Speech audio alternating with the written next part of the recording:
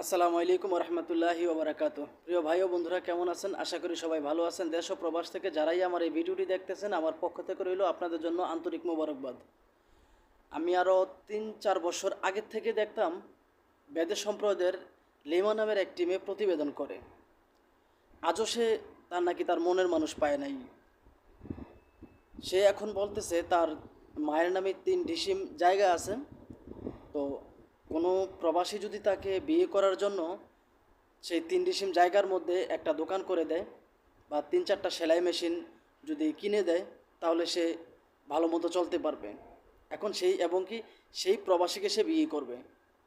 যদি সে প্রবাসী বলে যে আমি এখন আর কাজকর্ম করতে পারবো না, লিমা তুমি আমাকে কাজকর্ম করে খাওয়াবে, তাও সে রাজি আছে। মেয়েটা নাকি অসহায়, গরিব।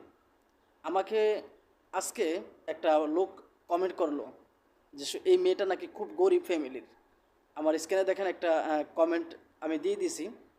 উনি বলতেছে মেয়েটা গরিব, উনি মেয়েটাকে খুব ভালো করে চিনে। মেয়েটা নাকি খুবই ভালো একজন মানুষ এবং ভালো একজন মেয়ে। সে কতটুকু ভালো এবং কি কতটুকু খারাপ আমার চাইতে আপনারা ভালো জানেন। সে আপনাদেরকে কতজনকে ধোকা দিছে এবং কি দেয় নাই।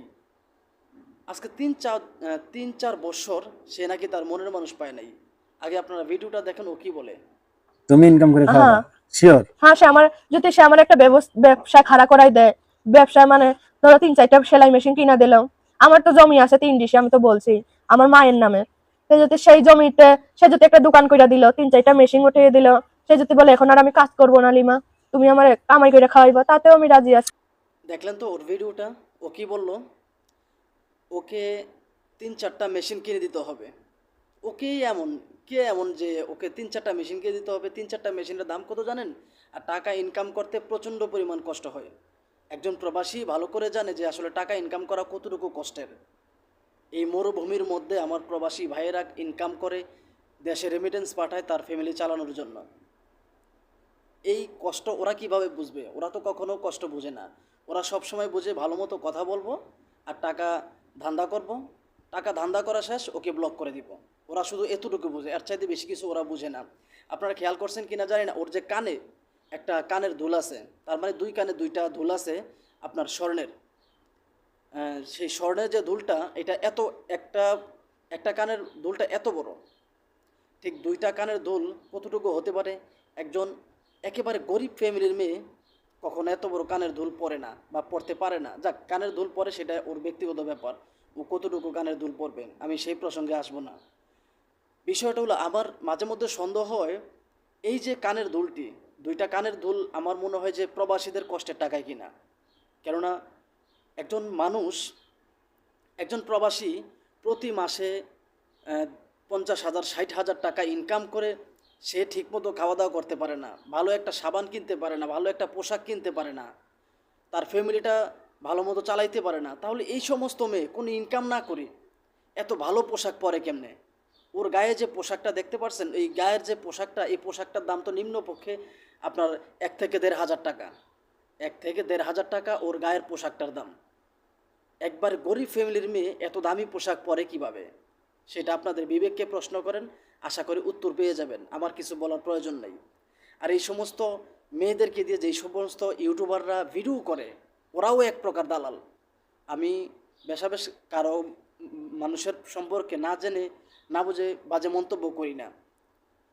এই সমস্ত ইউটিউবারের ওদের সাথে খারাপ কিছু বলার কারণ হচ্ছে যে আসলে আমি আমি আমার জায়গা থেকে মনে করি যে এই সমস্ত ইউটিউবাররাও এদের সাথে জড়িত। যদি এদের সাথে জড়িত না হয় তাহলে এত মেয়ে ওরা পায় কোথায়?